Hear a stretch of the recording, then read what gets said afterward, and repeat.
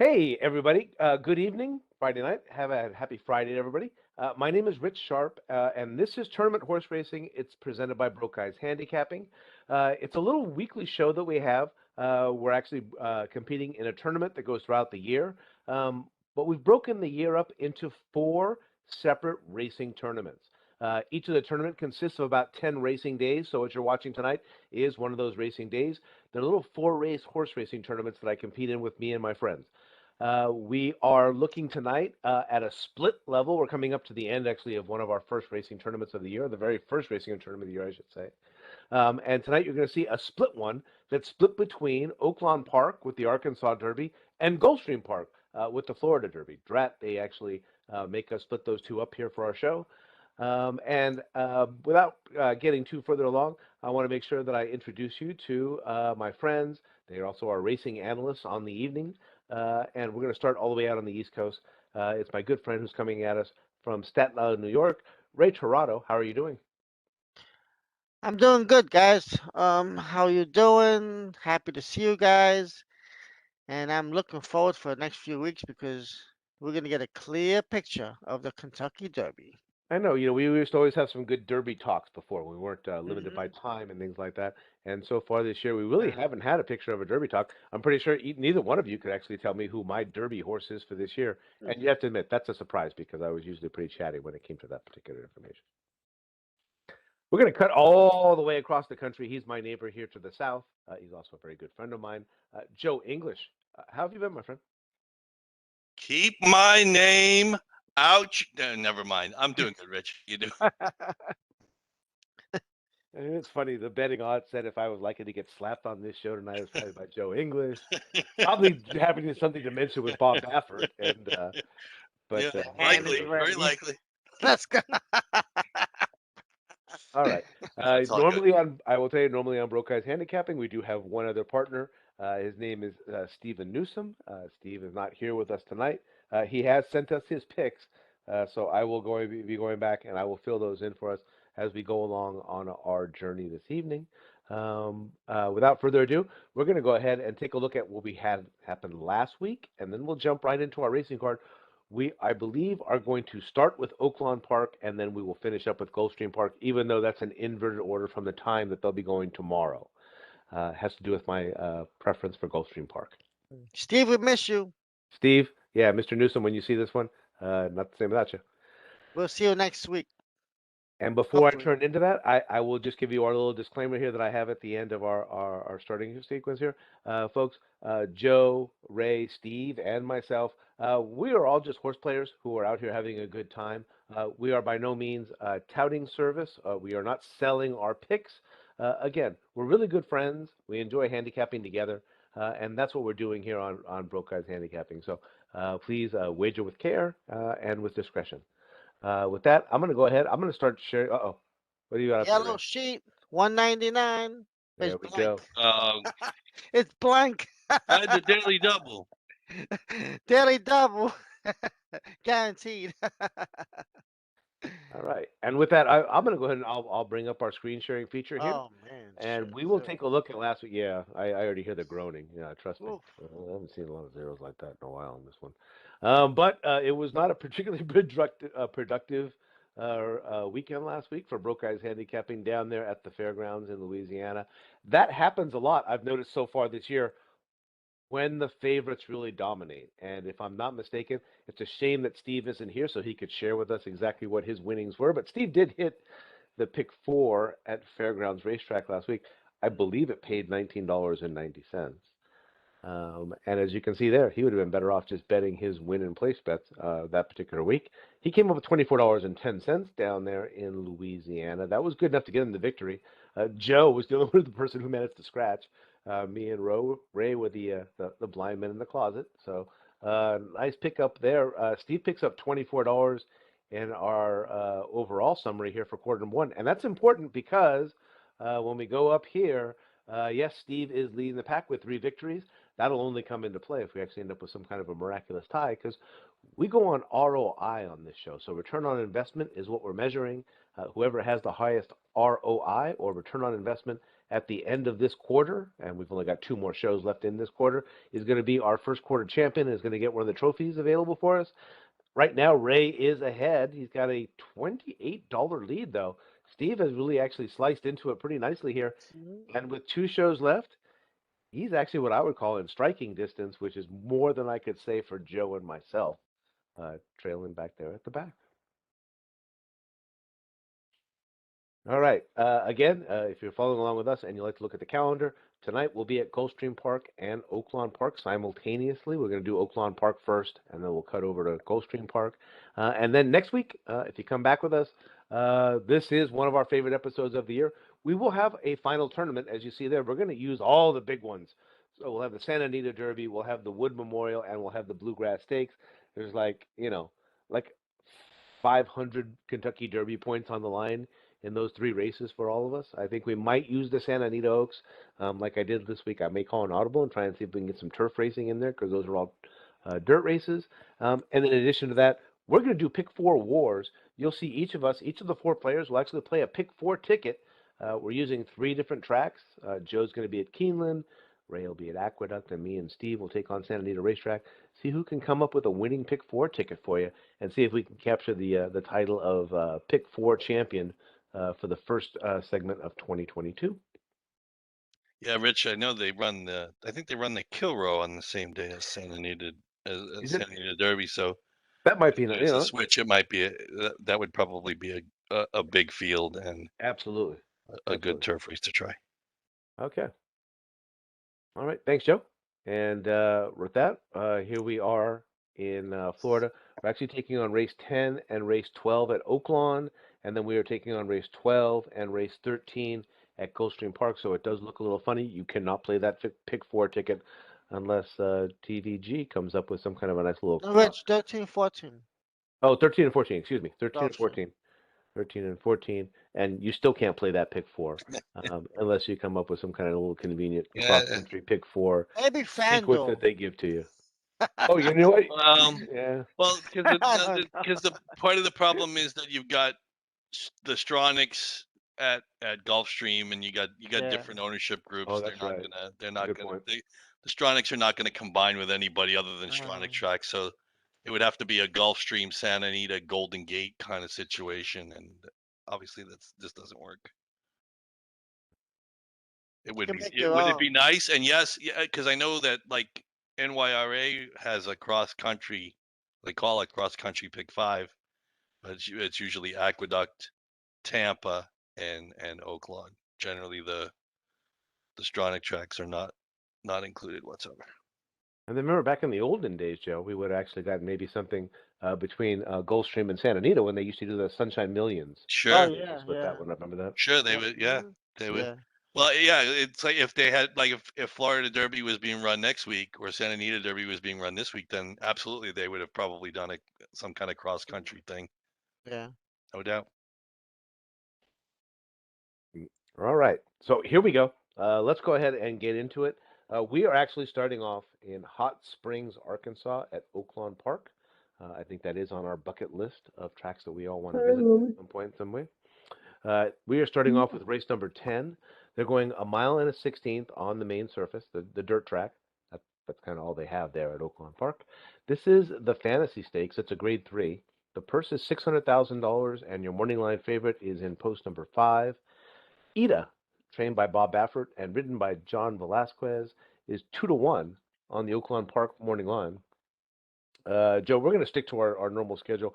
Ray will actually be out there in front of us all next week and things like that. You're actually going to kick us off tonight on Broke Guys Handicapping. Okay, no worries. Obviously, being like $80 behind, there's no way I'm picking Ida under any circumstances. Not to mention the trainer. We'll leave the personality out of it, but I just wouldn't take any 2-1 shots anyway. I'm going down to the rail. I think I picked this horse last time. The one is Dreamlift, who's 8-1 for Robertino Diodoro and Ramon Vasquez. And this is really strictly a pace play for me because it looks like the 2, 4, 5, 6, 7, and 9 all want to be either on or near the lead. and Dreamlift won't have to worry about dealing with any of that pressure up front. If if there's a 4, 5, 6 horse duel, all the better for her. She won a graded stake at Churchill earlier in her career. And the other thing I noticed about her is that she's got 2 bullet works since she's gotten to Oaklawn Park, and it's something she's never done. I don't recall seeing a bullet work on any of her PPs before this. So I'm hopeful that she's just in the best shape of her life and she's ready for her best, and she gets the pace scenario that we need. So I'm taking the 1 Dreamlift at 8-1 morning line, and I'm guessing you'll probably get all of that. I'm not sure who's going next, Rich or Ray. No, that's going to be Ray. Okay. You're gonna kill me. Shit. I'm not gonna kill anybody. Nah. You're right. I mean, this is my analysis too. I did pick Dreamlit number 1, and I saw a lot of E8s, E6s in the back page. I mean, I love John Velasquez on the lead. He knows how to rate a horse, and he could probably get her home.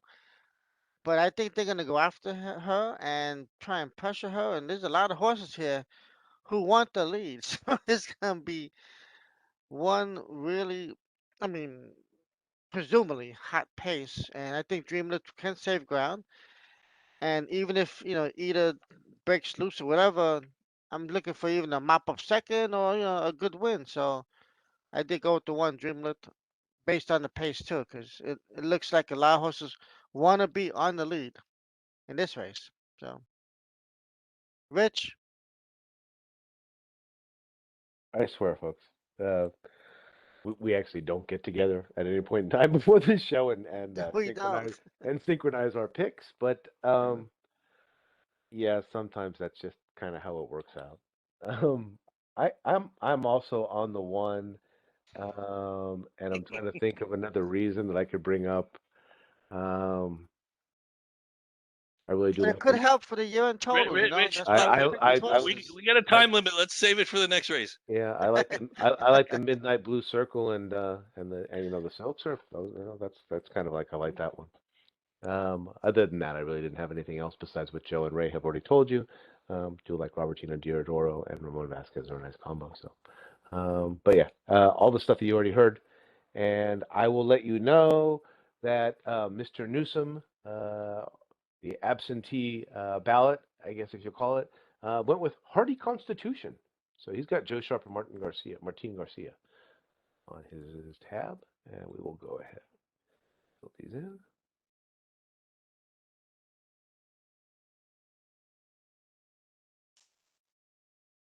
At least Steve gave us some Variety. some variety, even if it was in absentia. We'll let him know. We'll appreciate that. We are off to, in this case, we're skipping a race. So again, you can't bet the pick 4 here because we actually skipped the 11th race because we wanted to get to, I guess, what you consider the co-feature for tonight's episode. This is race number 12. Again, we are at Hot Springs, Oaklawn Park in Arkansas. They are going 1.1 miles. This is the Arkansas Derby. It's a Grade 1. The purse is $1,250,000. It is for 3-year-olds only, and your morning line favorite is out here in post number 6, and her name is Secret Oath. She is trained by Dwayne Lucas and ridden by Luis Contreras, and she is 5-2 on the Arkansas Derby morning line. And in this case, Mr. Ferrado is going to get to go first. All right. We have some horses here for the Rebel, right? The last race, and you know, not the winner, but actually, we do have the winner. Yeah, Unoho, Mhm. who, if I didn't bet him at 75-1, I'm not gonna bet him today. So, yeah, I mean, unless he Good gets a point. repeat performance, but I did go with number 4, Doppelganger. Um, you know, he's coming from the West Coast, and usually his West Coast speed does very well on the East Coast. I mean, they can just usually outrun these horses early, and it's a mile and 8. So, but I think John could you know sit back and maybe be close to the pace because I look it to be a fast pace. Secret Oath, the filly has been blasting the other fillies, the 3-year-olds. So I think she's run out of options, and they're trying to get her to the Derby. But I think if hopefully she'll run first or second, she can get enough points to be in the Derby. But Doppelganger for me, the Ray went the distance. Minus 16th, first time finished second to Forbidden Kingdom, and that's no slouch right there. He's a good horse. Twice he finished, actually finished fourth to him in the sprint. But the times are fast. He did break his maiden in 109, so he's got definitely Yeah. sprint speed.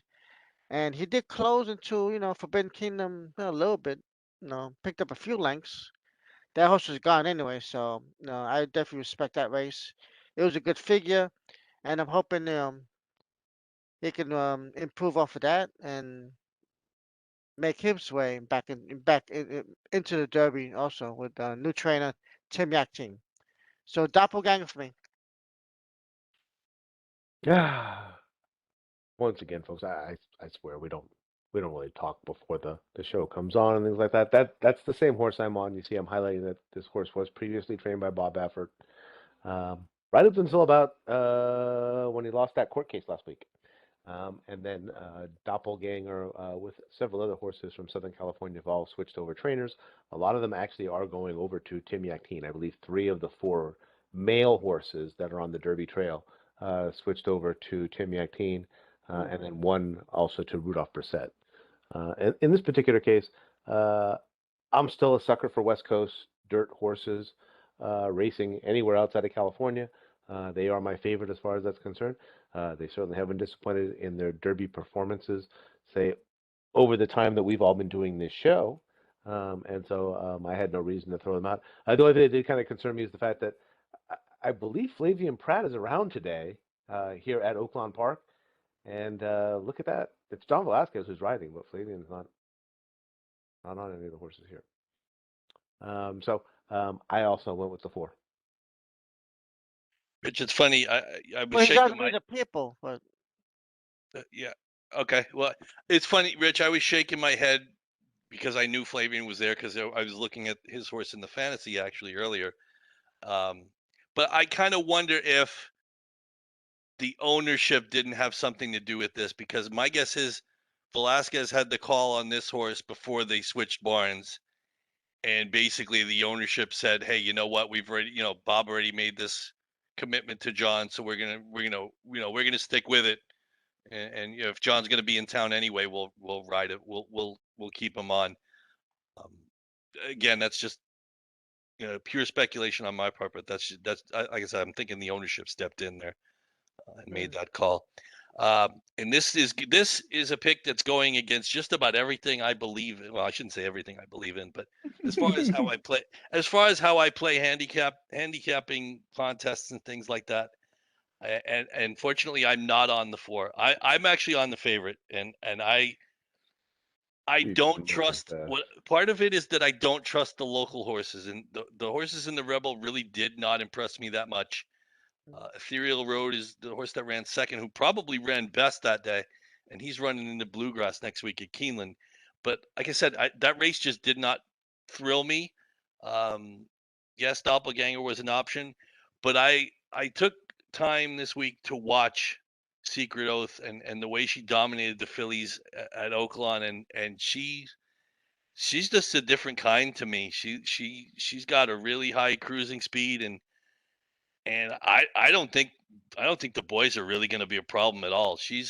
Her speed figures. She's got 2 speed figures that's higher than anything any of the males in this race have earned. In 2 of the races she won earlier at this meet at Oaklawn, and maybe she just loves Oaklawn Park. We don't know, and we'll find out, I guess, if she makes it to either the Oaks or the Derby, or if as long as given that she wins tomorrow. But she, like I said, she's just different. She's a different horse to me. She's a different kind to me, and the boys don't really scare me at all. And I honestly, this is a horse that if I was playing a pick 4, I could single. And yes, it's a filly against the boys, and yes, it's a 5-2 favorite. But I'm thinking you'll probably get 8-5, 9-5. Mm-hmm. I mean, unless Yeah, unless every woman in Arkansas empties their purse, and maybe she goes off 3 to 5. But again, I was just not thrilled with the local horses, Mhm. and she's a beast. She's the real deal to me, and I think you'll see it tomorrow. So I went with Secret Oath. I know she's 5 to 2, and then for contests generally, 5 to 2, especially when you're $80 behind, 5 to 2 is not going to get it done. But if you want the winner, I think you're gonna have to have the 6 Secret Oath. Here's For me, it sleeping. was very, very close, Joe. I was Yeah. torn between the two, and Yeah, yeah, I mean, She she's the looks real deal. fantastic. I mean, honestly, I'd be rooting for her because She's out of like the I said, gate, she's probably a big just horse, and yeah, she could run, just watching the yeah, way she toyed mhm, with the fillies. I mean, yeah, it was 2-3 strides and she was gone. It was just like there was just there's just something different about this filly. And I mean, I know Lucas has done this before, but he has. I don't think he's run many fillies against the boys even since winning colors, and that was what 1985 or whatever it was, however long ago it was, Ray. Or oh yeah, winning I don't close, even want to 88, remember. 88. There 88. you go. So yeah. So, So I mean, it's 35 years, and he doesn't do this that often. Like I said, I think she's the real deal, and I think lady she'll win. secret. And if she runs in the Derby, I wouldn't be surprised. Hmm. So for those you didn't see, we've got our entries, and then Steve Yeah, actually did go with the 9 horse, so the Belmont winner, who's he's got that horse, We the People, Rags to with Riches. Yeah, Yeah, he looked good too. Flavian Pratt Again, aboard. So against we'll see how good if he can maintain. He's legit. all right, that completes our first half of tonight's sequence. And with that, we're going to head over. We're actually going to switch forms, not switching tracks. We're switching racing forms. We're moving everywhere, all the way over to Hollandale Beach, Florida, one of my favorite racetracks in the country, if not my favorite racetrack now. And we're looking at race number 13. They're going 1 mile on the turf. This is the Kitten's Joy Appleton Stakes, Grade 3. Purse is $100,000 for 4-year-olds and upward. And your morning line favorite is in post number 7. Haven't seen him for a while. Phantom Currency, trained by Brian Lynch and ridden by Irad Ortiz. Tasty, 3-1 on the Gulfstream Park morning line. And look at that, I actually get to go first. So for once, I'll actually get to talk, other than all the stuff that I say up there at the beginning. And I went ahead and settled on a horse that's trained by Chug McGahee and ridden by Joel Rosario, Scarlet Sky, out there in post number 2. Looking back on this, the horse, broke maiden back there at Belmont, and then switches down to Florida, and really never goes back up to New York. Stays down here in Florida, starting in January of 21. Wins an optional claimer. They put her in the Palm Beach, and then comes right back into Transylvania, which is a Grade 3. There at Keeneland. Oops, I'm sorry. I'm going to bring on some of my tools on here. And this is the Grade 3 Transylvania. Wins that race as well. And then they stepped up a little bit. They're at Churchill Downs. If I'm not mistaken, that might be right there on the first Saturday in May last year on Kentucky Derby Day for the American Turf. Did not do so well in the Grade 2. And then, as we've seen here on Broke Guys Handicapping, takes a little bit of a layoff. So it goes from May all the way to October with no racing. Comes back and does what you might expect someone who's been off for 5 months to do. And then comes back in December, something's still not right. It looks to me down here by the workouts that whatever problems Shug may have been having looks like they've been worked out. As you look here, there's a lot of bullets on this page and some nice speeds as well. And so with Joel Rosario and Shug McGahee and a 4-year-old in a race where you've got some older ones, I went with Scarlet Sky. And I'm going to go ahead and get the handoff here to Joe. You don't have to go far, Rich. Just go to the horse on the inside. I'm going with 12-1 morning line Noble Indy. This is a horse who was on the Derby Trail 4 years ago, Yep. if I remember right, trained by Yep. Todd Pletcher.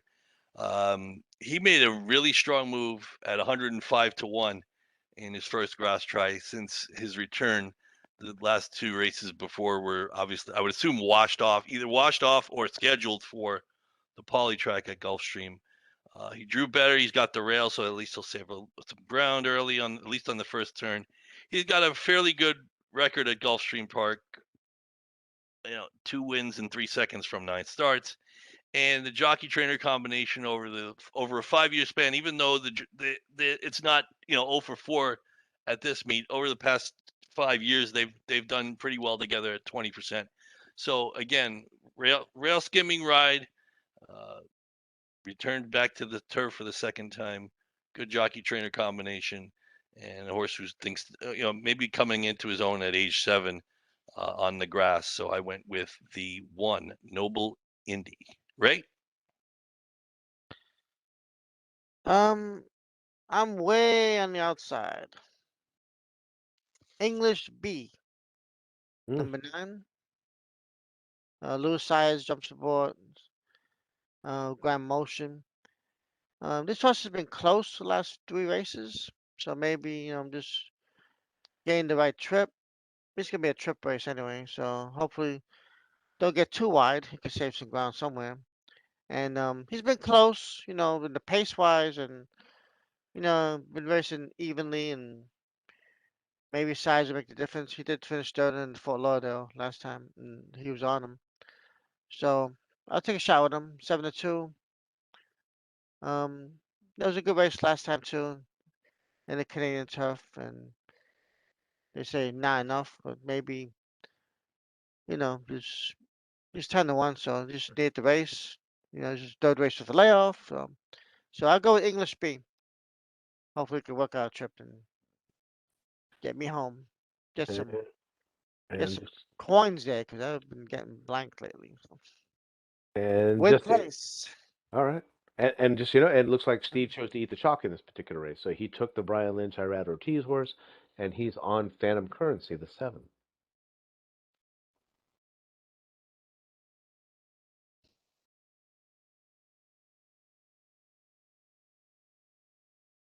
Not bad.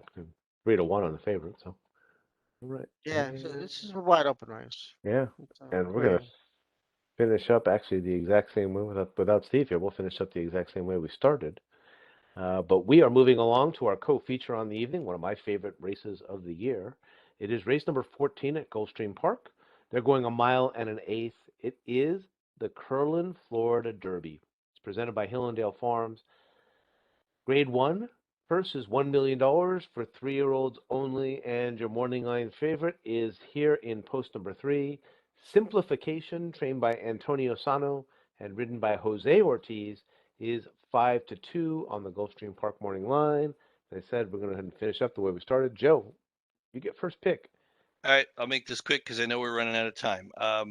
Favorites legit, but I obviously again can't go with favorites all the time in this contest. I went with a 20-1 morning line shot, the number 9, O Captain, for the same trainer who trains the horse in the last race for me, the one at Gulfstream, uh, Gustavo Delgado. But this time he gets Joel Rosario aboard, and when a small stable gets a rider like Rosario, usually the good things happen. He was 87-1 last time and ran on decently enough in his 2-turn debut and graded stakes debut. And like I said, he gets the game's best finisher in the saddle, and maybe there's enough speed signed on. And again, young horse, 3 starts and his second start of a form cycle, because you see layoff lines in between the first 3 starts. So maybe he's turned a corner, getting Joel Rosario. I'll take 20-1 on a finisher. Hopefully, maybe we can get all the candy, and even if we get second, if he's 20 or 30-1, that place price will still be nice. So the 9-0 captain for me in the Florida Derby, right? Oh, Captain. Yay. I like the number 2, Classic Causeway. Has done nothing wrong this year. It's 2 for 2s in Tampa. Maybe stepping up into a little better company. I don't know. But he's raced very well. He's been pumping the pace. He's been drawing off. I got no complaints on his maturation as a 3-year-old. And I mean, it's it's weird that his figure went down last time, but maybe it's just the way the races ran. but or maybe they didn't use him enough, or just he was clear. But now he's in Gulfstream and trying to just keep on winning. He's running well, so his workouts have been sharp. He's still in good form, so I'm just gonna ride his winning streak, and as a 3-year-old, and maybe sometimes when horses get hot like this at this time, they keep winning until they hit the Derby, then they Mhm. collapse. But I like him. Classic cars away from me. All right. And I actually have been dying to get back to this horse since I felt like I switched picks at the last minute earlier this year when we were doing the Holy Bull Stakes, which goes to show you that was actually part of our show as well that day. And the horse went off at 6-1. Not that 6-1 would have got me any closer to Ray, considering I'm $100 behind. But I did pick White Abario. I think Safi Joseph's got himself a winner here with Tyler Gaffleone. And the horse did win the Holy Bull that last time, as you see here. Not only was he the winner, he was actually kind of the easy winner. He pressed and he drew off as far as that was concerned. And before that, the horse had won his first 2 races. He looks like he just absolutely loves Gulfstream Park, and that's where we are, of course. And getting Tyler Gafflin is not a bad thing. Again, at Gulfstream Park, and him and Safi Joseph actually have a little bit of relationship. Not not an overwhelming percentage, but they do hit 23% together. And as you see there, it's a big sample size, 40 times. So Gaffleone, obviously one of his favorites. And I went with the 7. And I will tell you that Steve is actually just one post inside of me. He went with Charge It. He took the Todd Pletcher Luis Saez horse, the maiden, who stepped up and absolutely blew him out in that last particular race, and is now moving up into stakes company. So let me go ahead and get these in for us. So that's 40 starts in the last 60 days. Wow. They, yeah, Yeah. they, Yeah, exactly. they know Right? each other well. Tyler gets a lot of work out of this, That's a good out start. of The the last Joseph 60 horse. days, So people. take a quick look there at your picks, you guys, and I'll make sure I've got Steve's picks correctly, if I'm not mistaken. Make sure Yeah, that everything. here are my picks. It's confetti now. Yeah. All Probably right. probably what the tickets would be if I played it on Saturday. So. Let me go ahead and return back to you all. And I just want to say, this is actually the original Three Broke Guys handicapping that I see here. We do miss Mr. Newsom. Mhm. Steve, we will see you back next week for Pick 4 Wars, certainly.